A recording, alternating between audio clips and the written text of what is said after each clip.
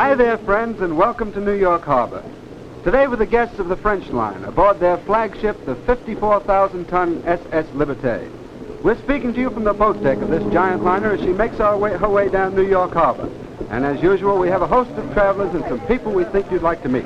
Today we'll be talking to Catherine Pascal, one of the world's youngest successful authors. And now let's run over and meet the toast of Europe. It's a long time since you've been back on these shores, hasn't it? No, only 2.5 years ago. No, I didn't, unfortunately, because it was difficult for me to try to learn when I arrived in Paris. If I had have known before, perhaps it would have been easier for me. Shucks, 25 years ago, you went all the way over to Paris, 3,000 miles away, and sort of went on a limb. What prompted you to go over there? Was it the desire to further your career, more or less? No, I don't think it was that, because for the reason that I wasn't, well, I don't say unknown, absolutely unknown when I was here in America. I don't mean that I'm very well known now.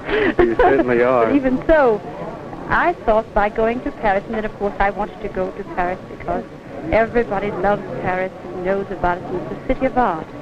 And I thought I would probably get a possibility of doing something. Well, what was your first big break there? In Paris? Yeah. Paris Bécher. Paris Bécher, you went right into it? J'ai des amours. That's Two Loves Have I. Love Savard. Oh, now, Josephine, you're not going to tell us that 25 years ago when you went into the Paris Bécher, you sang Two Loves Have I? Yes, my theme song. And 23 years later, about 2 years ago in the States, it became a rage and a sensation here. For the second time.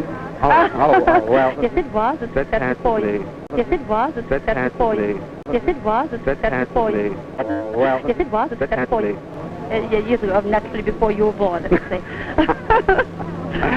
What do you think would have happened to you if you hadn't gotten into the Paris Bécher? Do you think you might have come back to the States?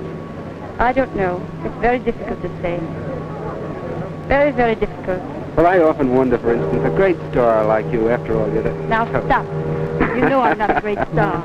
Well, you're the toast of the continent, and I often wondered if you ever thought about what would have happened if you hadn't gotten that one initial break, you know. Yes, that one almighty break, huh? The one that you wait and tremble That's right. for. How about your favorite song, of course, is Two Loves Have I. It must be. It's the one you started with, right? Yes, and I always sing it. I sang it during the war to all the GIs and the British forces, and naturally to the French forces, because I was free French during the war. You're telling me. You know we met once? Where? In Africa. No. Yeah, long time ago. Oh, that's such a long time. What part of Africa? I'll be sure. Around City Best, I believe. Ah, of all things. I was there just about 20 days ago. Honest? You still go over to Africa of course. to give concerts? I just came back from North Africa. It was wonderful to see North Africa now being a civilian. Let's say.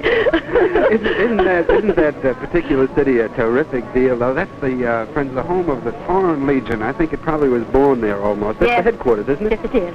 And let's find out from you how it impresses you. You go around the town and you see all these people in Foreign Legion costumes and native dress. Yes, it's quite true. And it's so...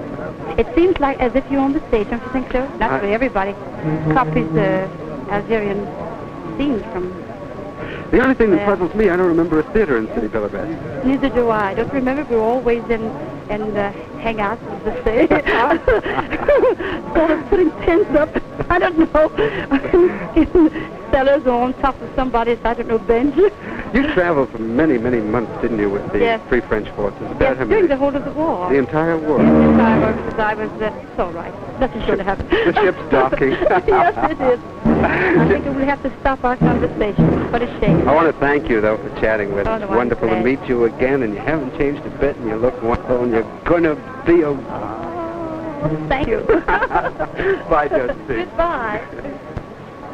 And so, friends, as this giant French liner gently slides into a berth at Pier 88, we come to the end of this edition of Ship's Reporter. Ship's Reporter is produced on film by the National Television Guild and by Chick Vincent. Till next time, then, this is Jack Mangan, your Ship's Reporter.